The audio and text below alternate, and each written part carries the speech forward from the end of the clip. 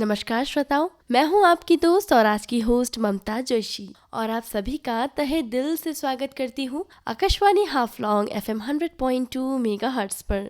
दोस्तों, आज के हमारे युवावाणी कार्यक्रम में हमारे स्टूडियो में उपस्थित हैं एक ऐसे खास कलाकार जिन्होंने नृत्य को सिर्फ सीखा नहीं बल्कि जीवन का एक हिस्सा बना दिया है। इनके लिए डांस एक भावना है, भाषा है जो हर कदम में कहानियाँ कहती हैं। साथ ही यह एक डांस क्लास भी चलाते हैं। इन्होंने अनेक छात्रों को डांस के माध्यम से न सिर्फ कला सिखाई बल्कि उन्हें आत्मविश्वास और अनुशासन भी दिया। तो चलिए स्वागत करते हैं एक पैशनेट और प्रेरणादायक डांस टीचर का। उनका नाम अमित कुमार दास है। तो चलिए कुछ बातें करते हैं उनसे। अमित जी, आपका बहुत बहुत स्वागत है आकाशवाणी हाफलॉन्ग के स्टूडियो में। Thank you. पहले हमें आपका परिचय दीजिए ताकि हमारे श्रोताएं आपको और अच्छे से जान पाए।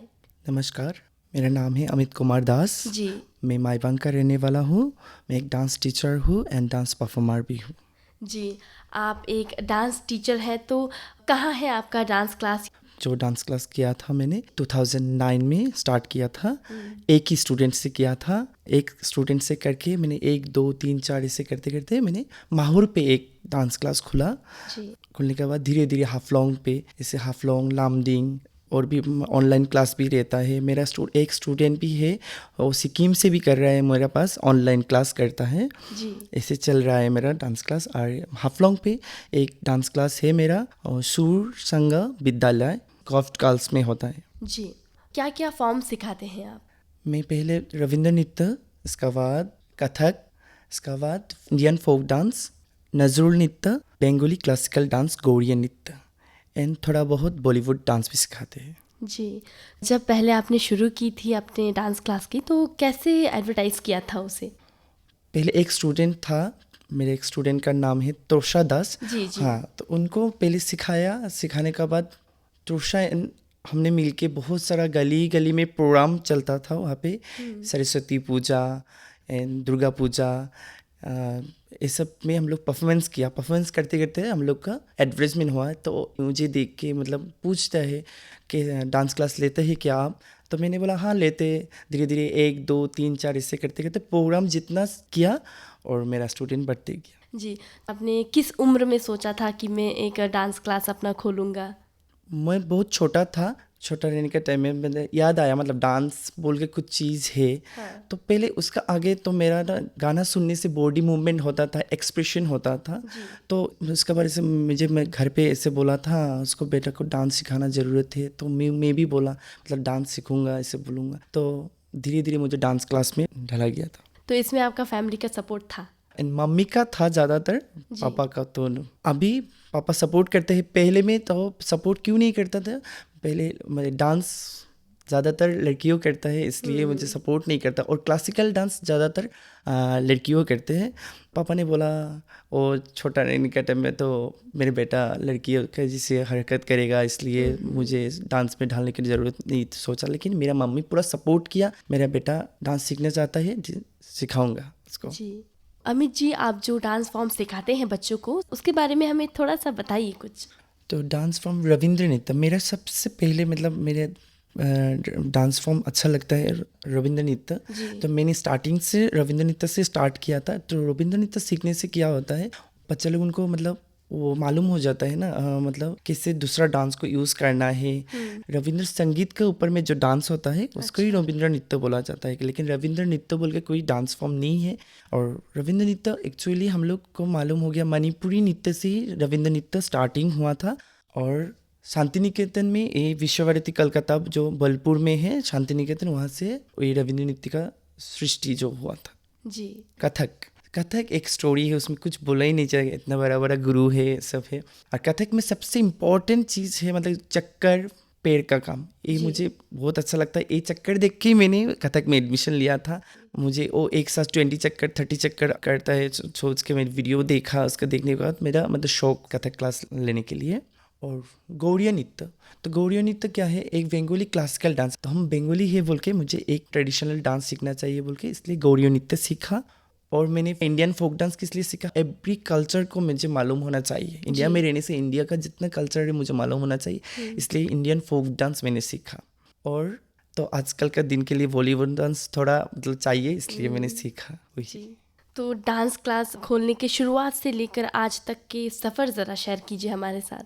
तो मेरा 2009 से लेकर 2025 तक मेरा 16 इयर्स हो गया डांस क्लास खुलने का। जी। तो पहले डांस क्लास तो पहले एक स्टूडेंट मैंने बोला था स्टार्ट किया था, तो एक स्टूडेंट से जब 5 स्टूडेंट हो गया मेरा, तो किसी का घर पे तो क्लास नहीं होता है, तो क्लास खुलना पड़ता है। तो कहाँ पे खुलूँगा इसे सोचते सोचते सोचते सोचते एक दीदी ने बोला, अब माईबाग में एक टाउन का कालीबाड़ी मंदिर, उसमें आप ओपन क्लास करा सकता है। तो बोला, तो मैंने बोला क्लास किससे ओपन इसे करूँगा।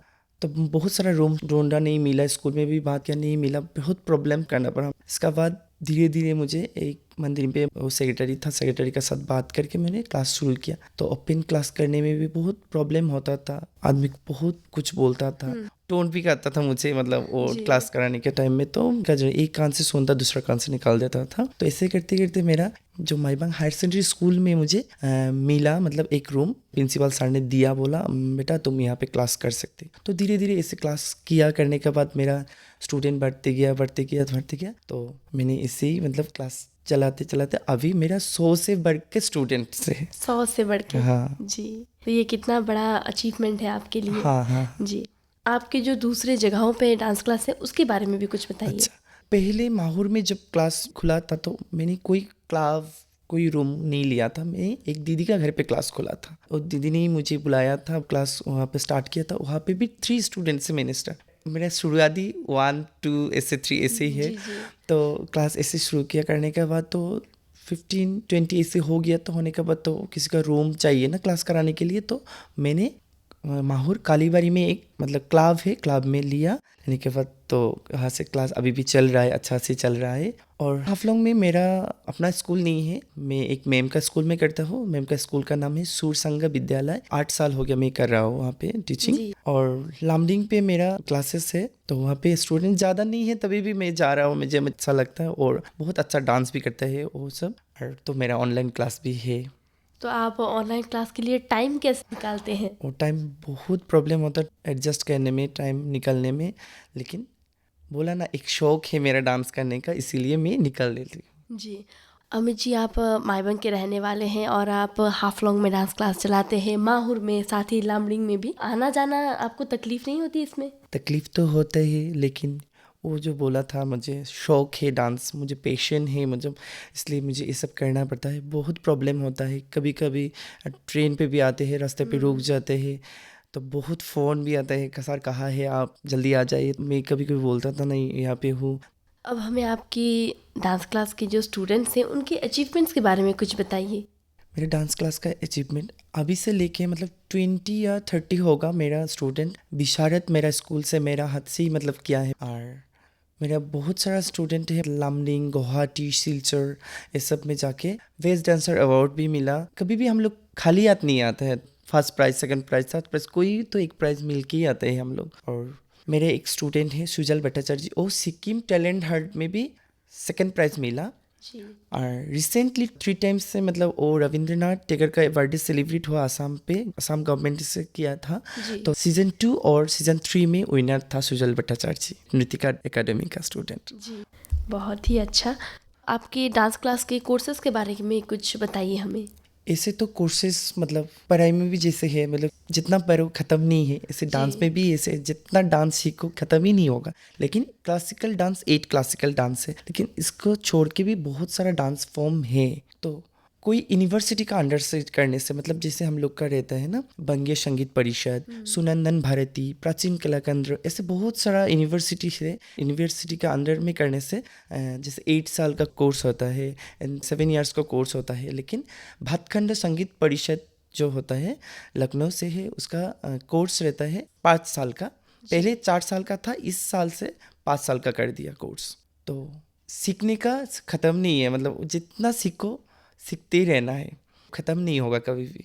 बड़ा गुरु के पास जाने से वो कोर्स नहीं होता है, मतलब ये सिलेबस करना है, वो सिलेबस करना है, ये सब नहीं होता। लेकिन यहाँ पे हम लोग एक यूनिवर्सिटी का अंडर में करते हैं बोल के हम लोग को एक कोर्सेस रहता है। लेकिन हम लोग जब बड़ा गुरु के पास तालीम लेने के लिए जाएंगे तो वहाँ पे सीखते रहना है वहाँ पे। जी, जैसे कि आपने कहा कि आप एक यूनिवर्सिटी के अंदर करते हैं, तो कौन सा यूनिवर्सिटी के अंदर करते हैं आप लोग? मेरा पहले मैंने रविंद्र नृत्य 7th ईयर कंप्लीट किया बंगीय संगीत परिषद से, और कथक किया 6th ईयर तक बंगीय संगीत परिषद से। मैंने डबल विशारद किया कथक में भातखंडा संगीत विद्यापीठ लखनऊ से, डबल विशारद किया। फोक डांस में भी विशारद किया भातखंडा संगीत विद्यापीठ लखनऊ से, और नजरुल नृत्य में भी विशारद किया बंगीय संगीत परिषद से, और कथक में मैं निपुण किया प्राचीन कला केंद्र से। जी।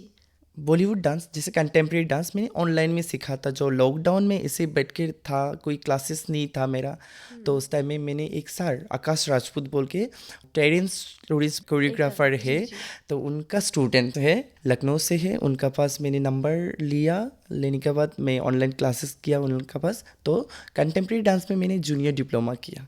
मेरे लिए बहुत डिफ़िकल्ट था कंटेम्प्रेरी डांस, मैं क्लासिकल डांसर हूँ, तो मेरे लिए बहुत डिफ़िकल्ट था, लेकिन मैंने किया। जी। आपकी डांस क्लास का जो फ्यूचर प्लान है वो क्या सोचा है? मेरे डांस क्लास का फ्यूचर प्लान पहले तो मैंने सोचा था नहीं, डिमा साओ एंड ज़्यादातर माईबांग पे मैं रहता हूँ बोल के माईबांग पे कोई डांस क्लास नहीं है बोल के मैंने छोटा मोटा एक डांस क्लास खुलने के बाद धीरे धीरे सोचा डिमा साओ में और भी जगह है, वहाँ पे खुलने से अच्छा होगा। तो मेरा अभी यही मकसद है डिमा साओ का बच्चा बहुत दूर तक जाए, डांस फॉर्म या लेके जाए, तो क्लासिकल फॉर्म को और भी अच्छा से सीखे, तो डिमा साओ को मैं एक अच्छा मतलब डांसर ढूंढ के दूँगा। जी, बहुत ही अच्छी सोच है आपकी। तो हम आगे बढ़ेंगे और आपके बारे में और अच्छे से जानेंगे। ये बताइए कि आपका इंस्पिरेशन कौन है? मैं छोटा रहने का टाइम में एक शो होता है वुगी वुगी, सोनी पे चलता था, सैटरडे संडे को चलता था। मैं बहुत छोटा था, क्लास 2-3 में पढ़ता था। उस टाइम में मुझे डांस थोड़ा थोड़ा मालूम था, तो सैटरडे और संडे को मैं दूसरा का घर पे, मेरा घर पे टीवी नहीं था उस टाइम में, दूसरा का घर पे जाके मैंने टीवी शो वो देखता था वुगी वुगी। तो वहाँ पे जो ग्रुप डांस सोलो डांस देखता था, मैंने भी सोचा था एक दिन मैं वहाँ पे जाऊँगा, तो किसी वजह से जा नहीं पाया, वो अलग बात है।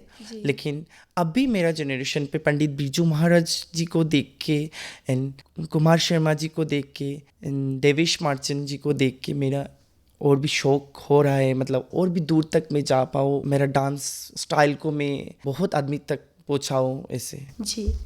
आपकी जो पर्सनल जर्नी है डांस की, वो बताइए हमें। मेरा पर्सनल जर्नी में तो बहुत डिफ़िकल्ट है कि बताऊँ। मतलब पहले मैंने जब डांस क्लास लेता था, तो डांस क्लास लेने से क्या होता, बॉयज़ का ज़्यादातर मतलब ऐसे होता, क्लासिकल डांस सीखने से ना थोड़ा लड़कियों का हरकत होता था, तो इसमें बहुत मेरा तो फ्रेंड्स लोगों इग्नोर करता था मुझे, नहीं उसका साथ मिलना नहीं, वो लड़के का जैसे हरकत करता है। लेकिन ये अभी नहीं होता है, पहले 2000 का बात था, लेकिन अभी नहीं होता। तो मुझे बहुत डिफ़िकल्ट लगता था, क्यों नहीं मेरा साथ, मैं क्या अलग दुनिया से आया हूँ क्या, ऐसे सोचता था मैं। तो ऐसे करते थे। मेरे मम्मी ने एक दिन समझाया बात, तुम्हारा मकसद क्या है, पढ़ाई करना है या डांसर बनना है? तो मैंने बोला पढ़ाई भी करना है, अच्छा डांसर भी बनना है मुझे। तो मम्मी ने इतना अच्छा बात बोला, मुझे समझाया, बोला दूसरा का बात कान में मत लेना। तो पापा गुस्सा हो जाता मेरा बाबा, क्यों मेरे बेटा को ऐसे बोलता, डांस सीखने का ज़रूरत नहीं है, ऐसे बोलता ज़रूरत नहीं है, दूसरा का बताना क्यों सुनेंगे हम लोग। लेकिन मेरा मम्मी ने हाल नहीं छोड़ा, मुझे सिखाया, पापा से छुप छुप के मुझे प्रोग्राम कराया, सिखाया, डांस ट्यूशन भेजा। तो एक दिन ऐसे आ गया था, वो जो दोस्त लोग मतलब मुझे जो इग्नोर करते हैं, अभी उन लोग मेरा पास अपना से आता है, अपना से आके बोलता है तुम बहुत अच्छा डांस करता है, तुम्हारा जैसे उस टाइम में हम लोग सोच होने से अभी हम लोग भी बहुत ऊपर उठ सकता था। ये था मेरा फैमिली में लड़कियों का डांस है, लेकिन अभी ये सब नहीं बोलता है, मुझे भी शाबाशी देता है, बोलता है नहीं, उस टाइम ऐसे नहीं बोलने से इतना तक आ नहीं पाता, लेकिन बोला बोल के आया, वो इनडायरेक्टली आपको मोटिवेट करता था। वही सबसे बड़ा बात है। लेकिन स्टेज में उठने के बाद पीछे से जो टोन करता है, जो अच्छा है तो अच्छा कमेंट करता, लो बुरा है तो बुरा कमेंट करता, लेकिन दोनों बात से मुझे अच्छा वाला बात को लेना चाहिए, तो मैंने अच्छा वाला लिया। और बहुत सारा जर्नी है मेरा शौक था दिल्ली पे जाके पंडित बिरजू महाराज जी का पास एक तालीम लूँगा, तो मेरा नहीं हुआ। मेरा एक बार टिकट भी हुआ था दिल्ली जाने के लिए, मतलब तो कोई कारण वजह से मेरा टिकट कैंसिल हो गया।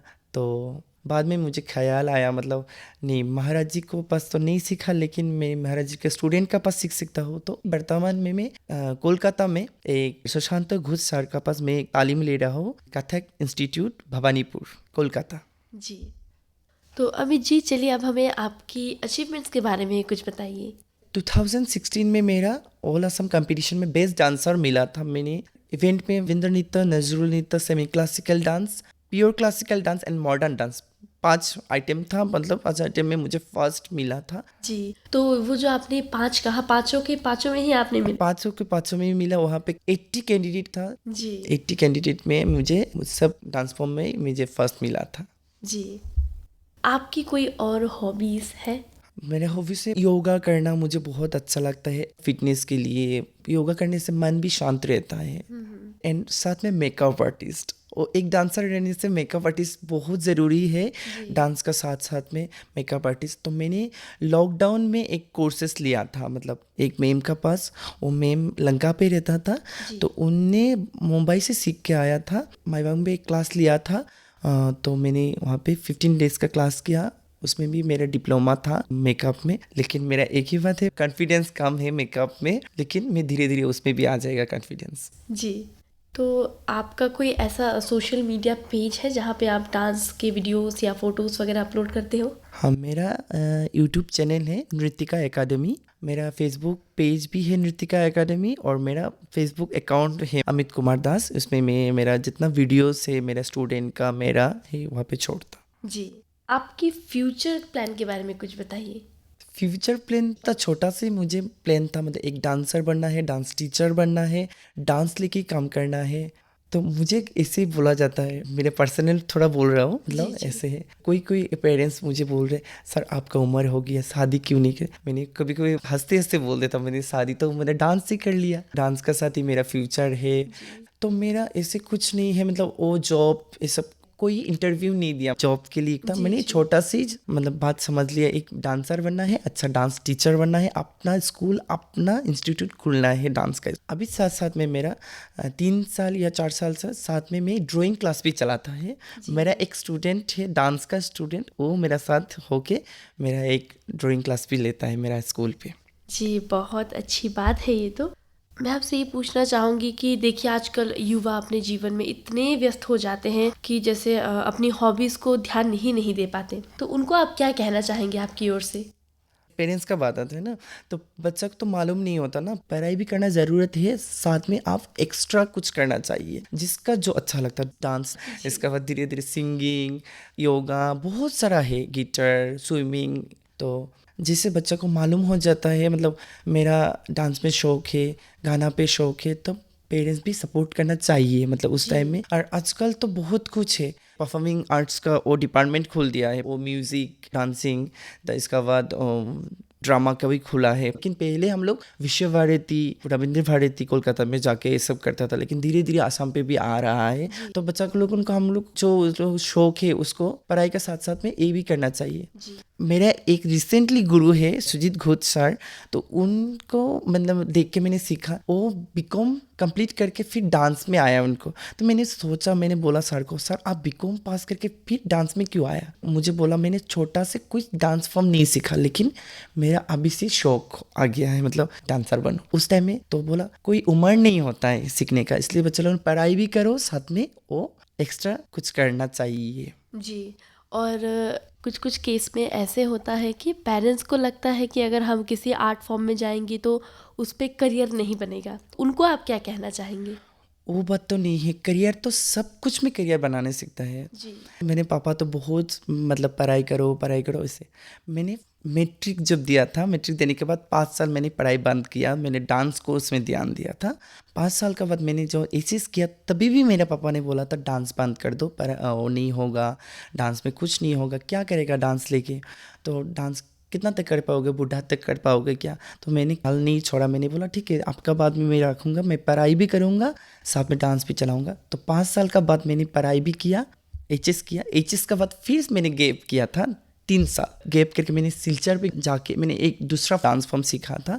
पढ़ाई के साथ साथ सब कुछ होता है, तो मैंने पढ़ाई भी किया तो डांस भी किया। तो वही बात नहीं है, डांस करके अपना लाइफ नहीं होगा, गाना करके अपना लाइफ नहीं होगा। सब अपना मन में ठान लेने से, मतलब हाँ मैं यही करूँगा, मेरा यही मकसद है, करने से हो जाएगा। जी, बिल्कुल सही बात कही है आपने। तो अंत में युवाओं को आप क्या संदेश देना चाहेंगे? आजकल के जनरेशन को मैं बोलूँगा, पढ़ाई करना है, पढ़ाई का साथ साथ में आप लोग का एक्स्ट्रा कुछ रखना चाहिए। एक्स्ट्रा कुछ रखने से आपका मन भी ठीक रहेगा। आपका कभी कभी ऐसे होता है मतलब नहीं अच्छा नहीं लग रहा है तो साथ में कोई गाना गाइए, गिटार बजाइए, डांस करिए, तबला बजाइए, ऐसा बहुत सारा है। तो इस सब में बोलूँगा तो एक कुछ सीखना चाहिए।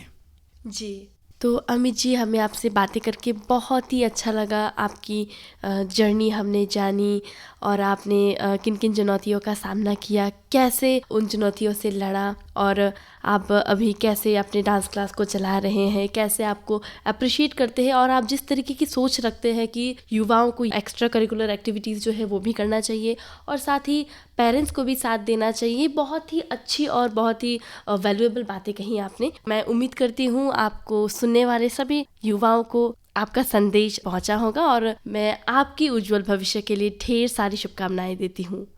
धन्यवाद। अब समय हो चला है दोस्तों आप सभी से विदा लेने का।